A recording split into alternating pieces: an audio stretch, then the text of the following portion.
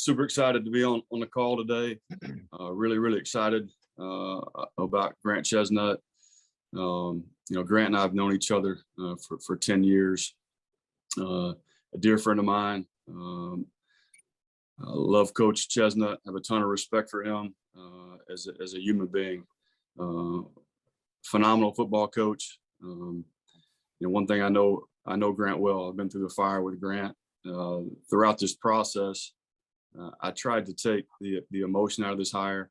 I tried to take the personal side out of it as much as I could. And so really did my due diligence in the process. I talked to a lot of people, interviewed a lot of people. I kept circling back to Grant Chesnut. My vision for what I want our offense to look like and his vision is unified. We had several conversations and that was evident in all those conversations for me. The one thing that's really important to me is the guys that we hire here have to be great fits with our staff and have to be coaches that I know are phenomenal people that are in it for the right reasons, that are going to pour into the players. I saw firsthand Coach Chesnut do that when we were together at Kennesaw State. Like I said, we've been through the fire together. I know who he is.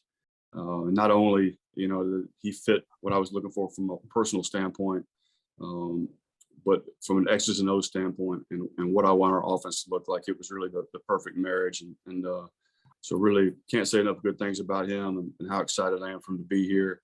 Some continuity was important to me, and we're able to retain some guys on offense. Grant knows those guys and has relationships with those guys. So that was an important piece of things to me. But just really fired up about Grant. I know he's going to make a huge difference here. He's going to bring a toughness. Our players are going to play with an edge and a chip on their shoulder. And his creativity, his ability to adapt, to evolve, all those things were reasons why I wanted him to lead our offense. And so really fired up about Grant. Coach Chesnut. Okay. Thank you, Scott. Hello, everyone.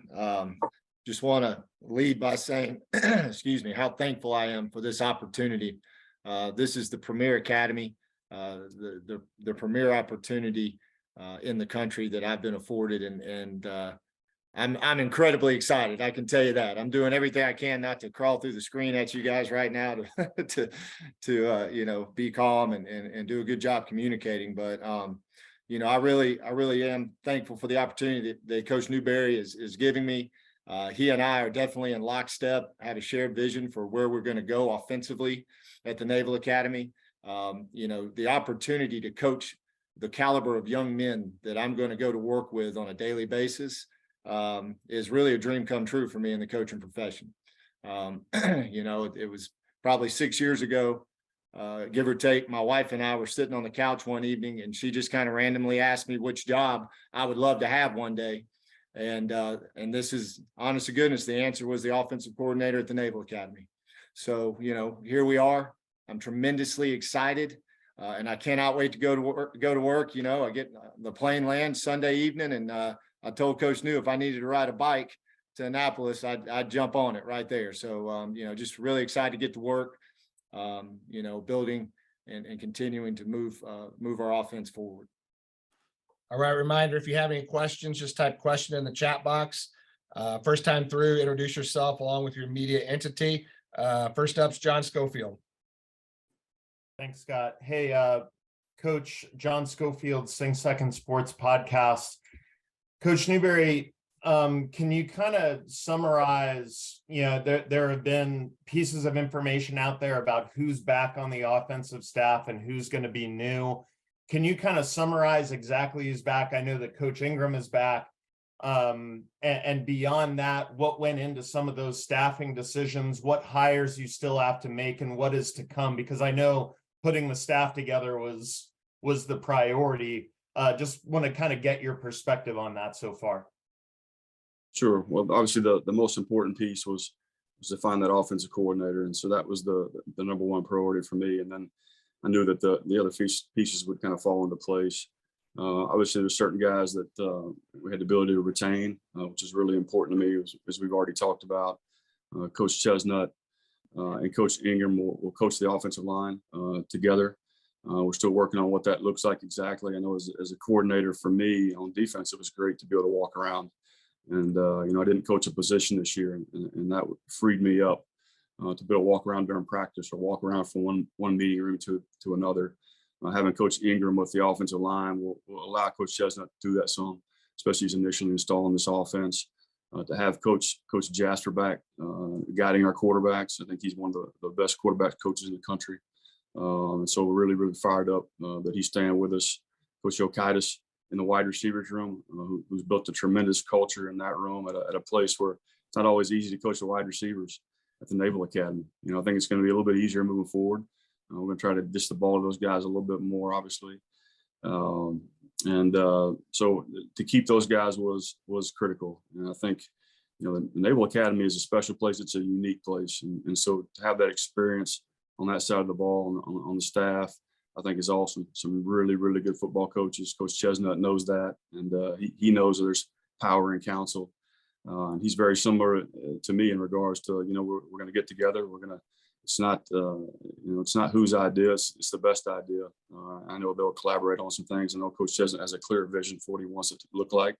It's always good to have good input, be surrounded by great coaches, which was my main goal for him. We've also hired Tommy Lorendine to coach the tight ends. The other two positions aren't official yet, so I'm going to hold off on talking about those. But I've known Tommy for 20 years. I think he's one of the premier option coaches in the country. Brings a ton of experience, as a coordinator and a head coach. Mississippi College was second in the country in rushing offense this year. And so another really, really polished coach, great recruiter that's going to add to that room as well. So important for me to surround Grant with the best possible people I can find and talk to him about that throughout the process as well, because it's important, as it was for me when I got here, to be able to surround myself with guys that I trusted and believed in. And I wanted Grant to feel the same. And so it's great that he had a prior relationship with those guys. It's not an entirely new room where he's going to have to get to know people all over again, that kind of deal. And so that helps in the transition. And so really excited about the offensive staff and where we're at right now. Quick follow-up, Coach. You mentioned recruiting a couple of times. The last time we talked to you was when you first got the job, and you and Chet were very, adherent to the importance of where you were on the calendar in recruiting. Since then, obviously, it's been the holidays, but there's no rest for a new head coach. How did that whole process go? Anything to report on the success of recruiting day and other engagements with recruits who are likely asking you a bunch of questions? Yeah, well, I think if there's a time to have a coaching change, I think that's a good time because there's a dead period and there's the holidays and people kind of don't forget about football entirely, but they're with their families and friends and so on. But it's gone really, really well, better than I could have expected. There were some guys that we'd have liked to have signed early, but wanted to hold off to see the direction we were going in, which I completely respect and appreciate. We've already had Coach Chesnut, reach out to some of those guys and had conversations. And so they're all really excited at nothing but great feedback on that. So defensively, it was good because we stayed intact. Offensively, people wanted to know the direction the offense was going in. Obviously, that's really important. To some of them, it didn't matter. They want to be at the Naval Academy and they know what kind of place this is and what it can do for them. But some others held off, but I feel good about the ones that did. I think they're all still on board. Nobody's running in a different direction. And I think to get those guys on the phone with Coach Chesnut and Coach Jasper and some of those offensive coaches that are coming back was really, really big to see that continuity. And that was another reason why that continuity was important to me. Thanks, Coach. Coach Chesnut, congratulations. I'll hit you up when we come back through the order. I'll give it up to someone else now. Thanks, Scott. Scott Wyckoff. Hey, Coach, I'm Scott Wyckoff with WBAL Radio in Baltimore, also at the Navy Radio Network. What's your vision for this offense at Navy? Yes, sir. Absolutely. Well, obviously we're going to run the football. That's something that's important here at the Naval Academy, and we're not going to deviate from that. We're going to have a clear identity of that. The best offenses, they play with great effort, and they have great execution and they're physical. And these are the things that you're going to see from our offense. We're going to play hard. My hope is that when our opponents turn the tape on, as they're preparing for us, they say, oh my gosh, man, these guys play harder than anybody in the country. And that's going to be obviously priority number one as we hit the ground, you know, kind of boots on the ground and begin to prepare in the spring. And then obviously you're at a place at the academy there, the Naval Academy, where discipline is at a premium. And that lends itself to having young men who are going to go execute at a very high level. And if we can do these things, play with great effort and have outstanding execution, be disciplined and fundamentally sound. And then obviously we want to be a physical football team. But as we do those things, you know, Rob, we want to be able to get the ball out on the perimeter in multiple forms and fashion, right? We want to be able to formation people to do that. We want to take account of all of our personnel. And we want to make sure we do everything to help them maximize themselves and be successful. So we definitely want to have the ability to get the ball on the perimeter, create explosive plays there, be creative in how we're doing that, be creative in our formations, as well as in the pass game. You know, so, you know, from a vision standpoint, that gives you, I hope, some insight. You know, I know that we're going to have the ability to be under center and in the gun as well. You know, I think one of the keys to the evolution that I would like to see is the implementation of tight ends. You know, I think that's huge. That's something you know, at my previous school that we were working towards. Those guys, you know, as Coach Newberry can attest, create matchup nightmares. You know, and then when you're talking about formations and things of that nature, they also create opportunity to do some things and be creative from that standpoint. And when you talk about recruiting, will that be opening up, being able to now focus on that type of player, that type of tight end that's evolved in your option offense? Yes, sir. Absolutely. You know, those guys are a priority. Coach Newberry and I have already had multiple conversations about pursuing those guys. I've already been evaluating film along with the other guys on staff. So those bigger body types, longer guys that are athletic and run, you know, we're going to look tirelessly to find guys that can come in and help us, you know, evolve and you know, and implement the things we'd like to do.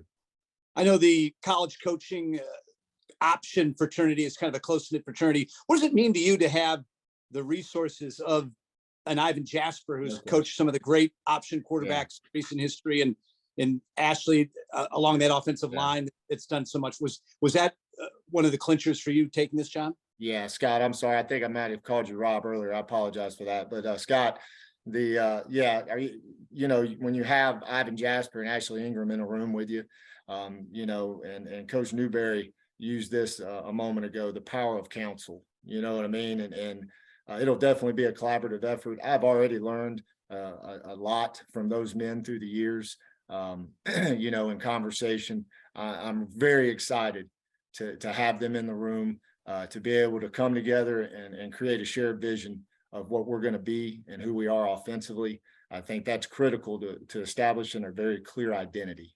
Thanks, Coach. Yes, sir. Thank you. Let's go to Bill Wagner.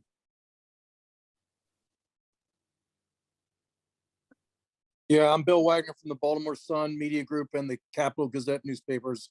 Welcome aboard, Grant. For both Brian and Grant, usually, like Brian, when you were hired as defensive coordinator, you brought some of your guys in here to help you implement your defense, like Volker and, you know, Downing and the whatnot. In this instance, Grant's kind of inheriting some coaches. And I mean, I guess the question I have is, did Grant have some input about the makeup of the staff? Yes, and we talked about it extensively. There were some things that I was pretty dead set on and very opinionated about. You know, obviously wanted Grant's input, and you know, it's something that we talked about together. My situation was a little different because I was able to bring somebody that I was working with, you know, directly at the time. But it's a little different, but there's some similarities as well. You know, I think Grant's got good relationships with those guys. He trusts those guys. They've had a lot of conversations over the years. I think they have a lot of respect for Grant, and Grant has a lot of respect for them. And so it's not like he's going into a room, Bill, with, you know, 7 other coaches that he doesn't know. So that's key when you get started and we implement an offense. And they all share a similar vision to what this thing should look like. It's going to be Grant's vision, and I know he's going to want to collaborate with those guys. But I think it's good to obviously have Grant here, and brings a little bit different mindset, a little different viewpoint, and some fresh ideas. But those guys all work together. I know Grant well enough to know that he wants to use all the ideas that he can. That's one thing we've been able to do in the defensive room is 7 heads is better than 1, right? So I know Grant will use that to his advantage. Grant, you can go ahead and answer that as well. Yeah, no, absolutely. I am looking forward to working with those guys. I think from inheriting standpoint, again, I'm incredibly comfortable with those men. I mean, I've known them for 10 years or more. I have had multiple conversations, sat down and talked ball with them, numerous times, and been very close and really in regular contact with them throughout the year. So in a way, obviously stepping in and not technically bringing someone with me, but I really don't feel that way. Again, prior relationship with Ivan, prior relationship with Ashley, in particular, I'm extremely comfortable with those men, have a ton of respect for them, and very excited really to work with them, not to exclude any of the other guys on the staff, but, Coach Laurendine and I have known each other a long time as well, and had multiple, communication through the years in multiple ways. His wife is actually a volleyball coach. My daughters play volleyball, so I run into them all the time in the volleyball world. So there's a lot of comfort, a lot of, just to, as far as being around them, a lot of comfort with those guys. So obviously you played at Georgia Southern for Paul Johnson. How much of an influence has Paul Johnson been on you? No, absolutely. Coach Johnson has had tremendous influence on me, and then obviously working for Brian Bohannon, who is a direct disciple of Coach, obviously. Coach has had tremendous influence on me. I think, the things that you hear me talk about from, effort and execution and having a disciplined football team that's physical, obviously all these things are things that I've learned from Coach Johnson. I don't know that there's anybody that has been any better at calling this triple option offense than Coach Johnson. So obviously I've learned a tremendous amount from him as far as, from a calling the offense standpoint of how to set things up and what to look for. That's been passed down through, the guys that I've worked with and been around. So can't really understate the impact that Coach Johnson's had on me. Anything else, Wags? You're muted. Yeah, I thought it was only 2 questions each. No, you can go as much as you want. Go ahead. Well, why did you want to continue to coach the offensive line, Grant? Well, one of the things that Coach Newberry had talked to me about was, creating an edge, and I've talked a lot already this afternoon about, effort and the physicality piece. And I feel confident that, when you're working with the offensive line and my ability to get those guys to go play hard, that's where it starts. It starts up front. Obviously, you got to have a quarterback who can put his hands under center or take a snap in the shotgun and execute the offense and be the general on the field. But if you can't win in the trenches, you're going to have a hard time sustaining drives, staying on the field, staying on schedule. So, when you're trying to build an identity and you're trying to do the things that we've discussed that we want to be as far as our vision of offense, I just feel most comfortable and I could be most valuable coaching those guys up front to help establish that.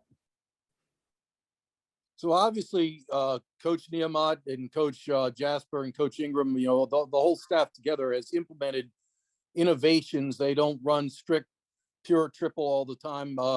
They're running zone stuff, zone blocking schemes. They've gone in shotgun. I mean, how much of this have you all done at Georgia Southern? I mean, how much have you expanded beyond just straight true triple? Right. Well, the beauty of starting a program from scratch at Kennesaw State was we were able to build out the offense, and we were incredibly intentional about how we were doing it. We wanted to have a high ceiling, whichever way we wanted to grow, whether it be from an under center standpoint or a gun standpoint. And so a lot of the things that you hear us discussing right now offensively, vision wise, philosophically, there's evidence of it, when you watch us play. And so, I think our ability to run zone schemes, our ability to obviously run the triple option, and continue to evolve. Well, that's something that has made us very successful at Kennesaw State. Now, obviously, as we move to the Naval Academy, we're going to adapt and evolve. We're going to tap into all, as we've discussed, all the men in the room.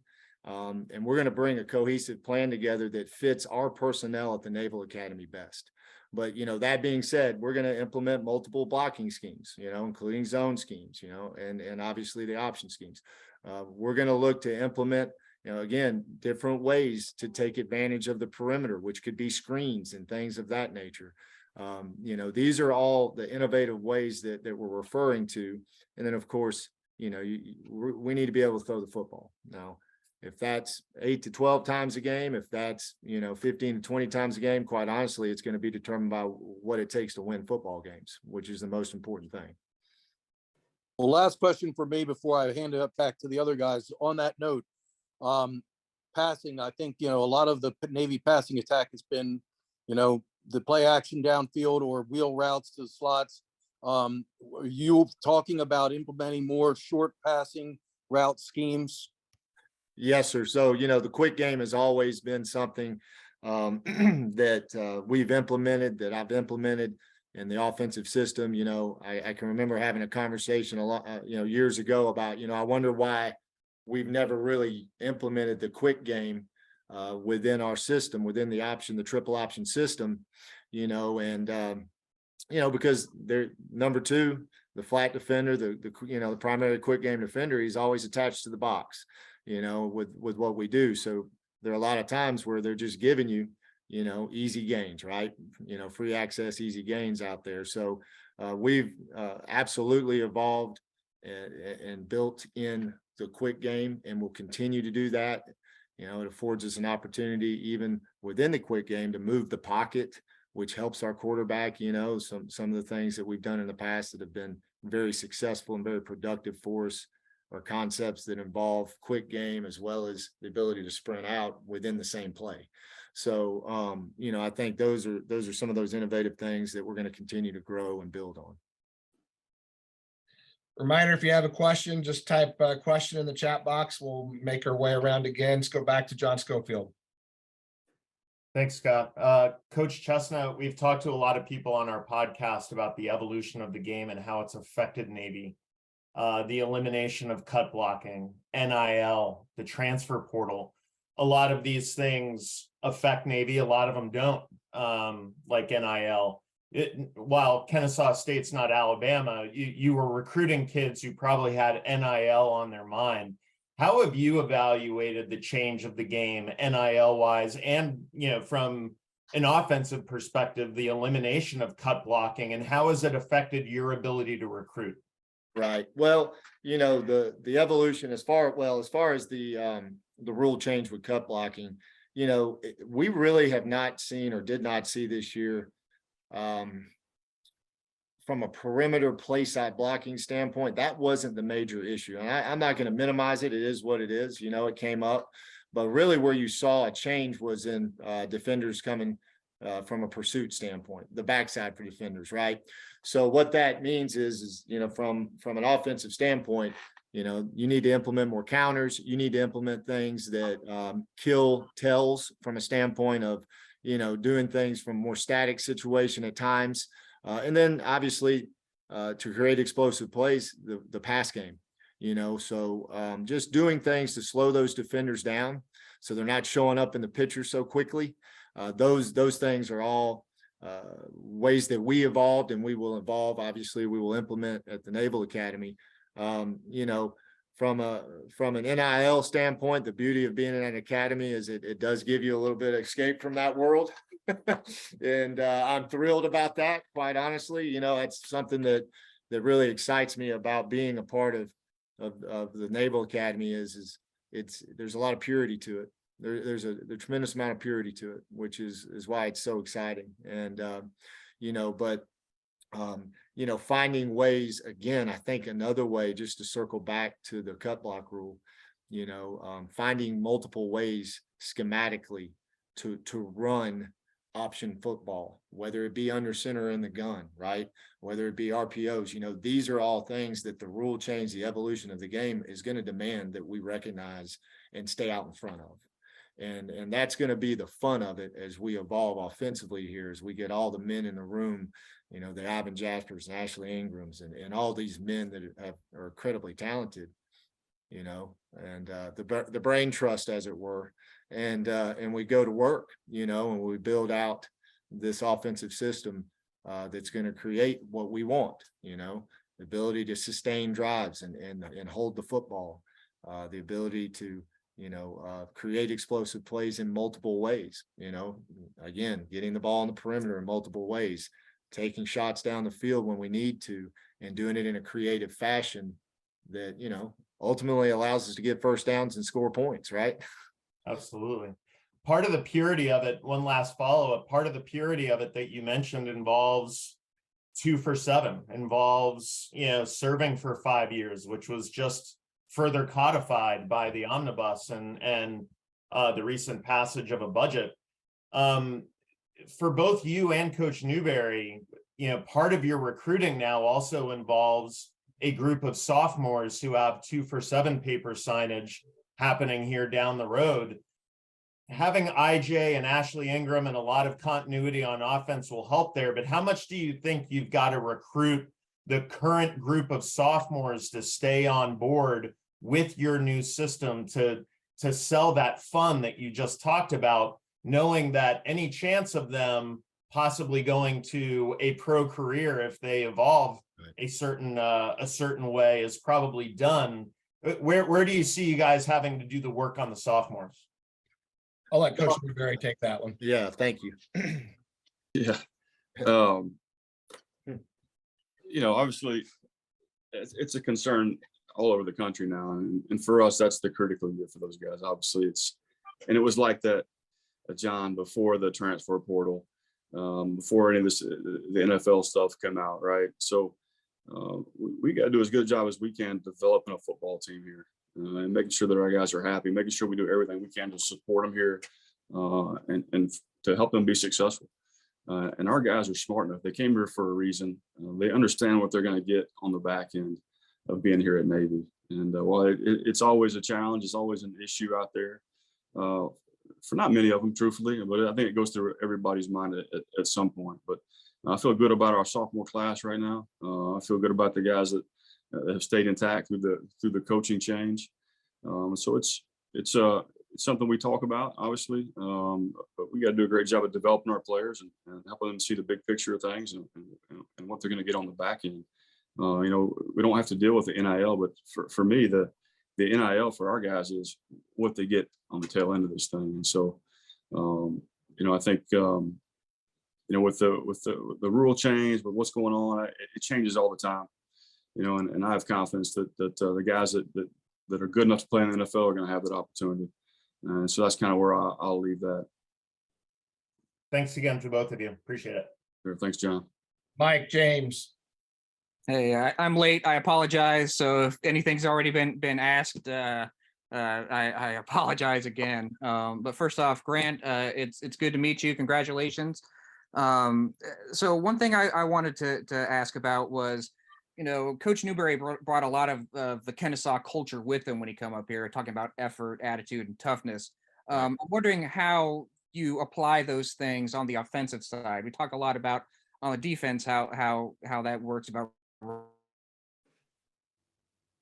running to the ball and kite on the offensive side. Well, no, I think there's a lot of similarities. When you talk about effort, it's your willingness to play as hard as you can from snap through the echo of the whistle. So a lot of the principles that are applicable on the defensive side, truthfully, the way we coach on offense is very much the same. We'll line up and we do team takeoff, and that amounts to pursuit drill, if you want to know the truth. And it's getting guys to strain their bodies and push themselves to their absolute limits, so they learn how to play that way on every snap. So the way you go about building, effort and toughness is very similar on both sides of the ball. You have to get out there and you have to go to work. You have to run into each other. There has to be, there has to be an amount of contact there to build up the calluses, that you need to go do that, and obviously be intelligent about how you're going about that. But from an effort standpoint, you set a very clear standard. The bar is here, men, and we're going to do everything we can. Our job is to help you, maximize your talents and get to that bar and get over that bar, but we're never going to lower it for you to crawl over it. The standard is the standard. And so, you do that by being very clear with your expectations. You do that by creating situations that create stress, that allow men to recognize, that they can overcome things that maybe in the past they didn't believe they could. And then you do everything you can to support them and encourage them and push them through it. That's, in doing these things, you're creating competitive toughness. You're creating the ability to overcome adverse situations. And football is all about that.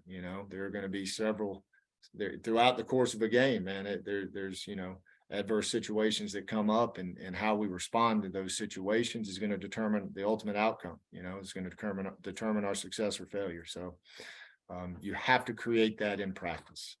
I've always heard you're either trained or untrained, and we want to do a great job of training our guys and preparing them from a practice standpoint to go out and play with incredible effort and toughness. I know when you talk about that training, especially in option football, so much of it depends on really maximizing the number of reps so that you can run things faster than the other team. With all the things that you talked about wanting to do, about the new creative ways to move the ball, do you have any concern about adding on to the offense so much that you damage that core option, that you're not getting those core option repetitions? No, that's a great question. And that is the science of it, or the art of it, really, is making sure that you have an identity, that there is a clear identity, that you know who you are. You have plays that are home base, that you're going to hang your hat on. And when you get in that moment, you're going to go, your guys are going to be able to execute those plays in their sleep, and they're going to get the hard yard in that moment, in that critical moment of the game. So you have to be very intelligent and very calculating with building out an offensive system. And that's something that I've learned, obviously, like I said, not to over reference this, but the whole process of my last 10 years of my career now has been just what you and I are talking about, and just what Coach Newberry and I have discussed. It's been evolving and building an offense from scratch. And now a lot of those lessons that I've learned over the course of this past 10 years, I get to go and grow and implement, and work with other men to be even more creative and put things out there on tape and obviously in games that are new. But point being, you have to make sure that your players, all your stakeholders, they know what home base is. You got to keep the main thing, as it were. And that's, so option football, starting under center with the ability to grow to the gun, and all those things, every decision will be made with that in mind, if that makes sense. And Coach Newberry, I guess this is probably a question for you. With the now that your staff is coming together, do you have plans to visit Naps after the end of the dead period? Yeah, absolutely. I got a chance to go up there before, to spend some time with those guys. We're like 5 of us up there, and that's something we'll continually do. We'll try to get up there as often as we can, when time allows, for sure. But that's, obviously that NAPS program is a pipeline here that's is extremely important. We've got to retain those guys and develop those guys, and obviously the goal is to get them up here. And so we got to recruit those guys just like we are, a new class coming in. And are there going to be changes on the NAPS staff as well? Not sure yet. So we're looking at every facet of the program. I wanted to make sure that our staff here was in place. Obviously looking at support staff, department, making sure that we're running in an efficient manner, and that everything looks the way we want it to look. Thanks, guys. Wags. So Brian, I'm guessing obviously for 4 years, you went against Grant in practice in his offense. I'm going to guess that you found it challenging and you liked the schemes he ran. I mean, that's his resume started with you worked going against him in practice all the time at Kennesaw, right? Yeah. Well, I think he would tell you it was really challenging going against our defense, but no, certainly that's why I hired him, right? Because it was always a challenge going against Grant. We had some really good epic scrimmages, going back and forth, and we're both very competitive. There were times we we didn't talk to each other for a day or so after some of those scrimmages, but it was always a great battle. And obviously, I've gone against Grant. I've been with him in the fire, and one of the many reasons why I hired him. So Grant, you were the very first assistant hired by Brian Bohannon when he took over at Kennesaw. You were with him for a long time. Was that a difficult thing to leave?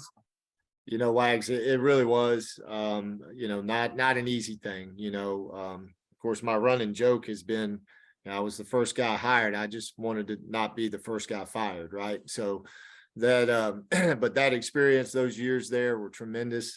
Coach Bohannon and Brian, he became a very close friend of mine, not just my boss or a colleague.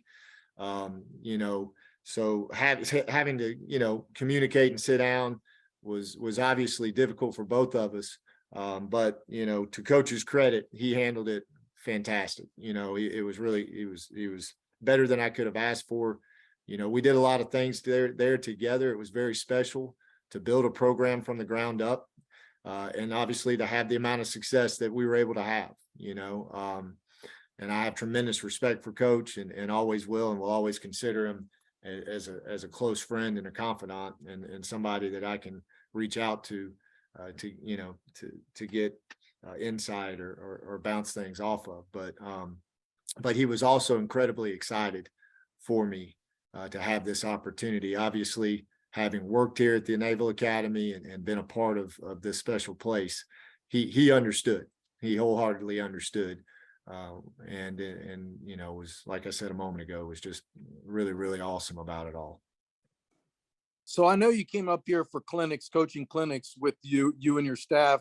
That's how you got to know Ashley and Ivan. Yes. But I mean, A, did you find those really valuable the times you came up here to Navy? And B, did you feel like you got a good introduction to what a service academy is all about? Because that's one of the hard things when you've never coached a service academy. You got to kind of learn about the place. Right. Well, on the first part, of course, anytime you can go and sit down and spend time with guys and unpack, in great detail, schemes and even philosophically, really, those things, it was incredibly helpful and beneficial as we were going through the process of building our program. And what it did was it gave you ideas that coupled with maybe your ideas. And so ultimately we were able to create our own identity, right? And that's the same thing we're going to do here. As we evolve and move forward, we're going to have our own identity offensively. So while it was incredibly insightful, but really what it did was fuel creativity. It allowed us to grow and become something of our own, right? And so obviously, to your point about coming up there or coming up here and visiting, incredibly valuable and insightful in those years, and did give me some amount of understanding of an academy, of the Naval Academy in particular, obviously. But to be honest, man, I'm going to be drinking water out of a fire hose over the next few weeks as I get assimilated into, the world of the Naval Academy. It is going to be one of the most exciting moments in my career to do that. I can't wait. I'm a bit of I love history. I love the military in general, as far as what it brings and what it means to our country. So again, this is, I'm a little bit going to be geeking out, if you want to know the truth about with this, it's, a lot of people have told me, man, this is the perfect fit for you. So I'm looking forward to it, and hopefully I'll be able to get up and running and understand the ins and outs of everything as quickly as possible.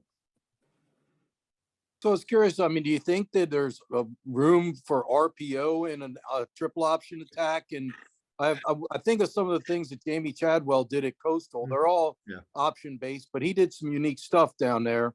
Yes, sir. That kind of stuff interests you? Yeah, absolutely. I love that stuff, but I think it goes back to the question, that I believe Michael was asking about keeping the main thing. The beauty of that RPO world is it is option football. It's option football. So if you're implementing because it really, what it goes back to is what are you doing with the guys up front? Because you can take the skill guys and do a lot of different things because their world is just a little bit simpler. All right. Not to minimize it. The skill coaches always get upset with me when I say that, but at the end of the day, it starts up front and so you have to schematically keep them in mind and then build around that. Right. So the things that we want to be able to do both under center and the gun, well, they've got to mesh, and if you're going to be fluid and you're going to implement RPOs, which primarily occur in the gun. Now we have implemented them. We use them under center and have used them, and we will continue to do that moving forward. But it does open up, it is more accessible, so to speak, to do it in the gun. So I think the main piece of being able to do that, Wags, is the guys up front, schematically doing things that carry from under center into the gun. And then quite honestly, it becomes very fluid and you don't even recognize the difference, if that makes sense. Again, it goes back to having an identity, knowing who you are. So lastly, you both have said Lauren Dean. I'm wondering where, from Citadel or not Sewanee, you wouldn't have played against them there, right? I'll take that. Coach Lauren and I go back to my first coaching job at Southern Arkansas University. He was the offensive coordinator at Southern Arkansas when I was a GA there. Worked for Coach Lauren for a year at Sewanee, his first year as a head coach. And so that's where our relationship began. And of course, we've stayed in touch over the years and have remained really close.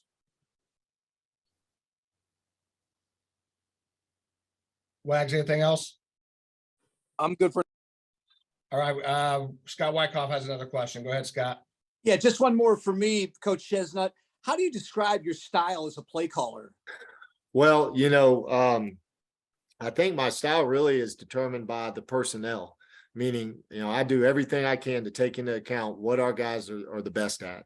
And so when you get in those moments, critical moments in a game, or you got to make a call, whether it's a first down, a third down, all right, what have we been able to do that I know will give us success? And all right, if it's third down and short, all right, what can we hang our hat on there? Right now, I will tell you this.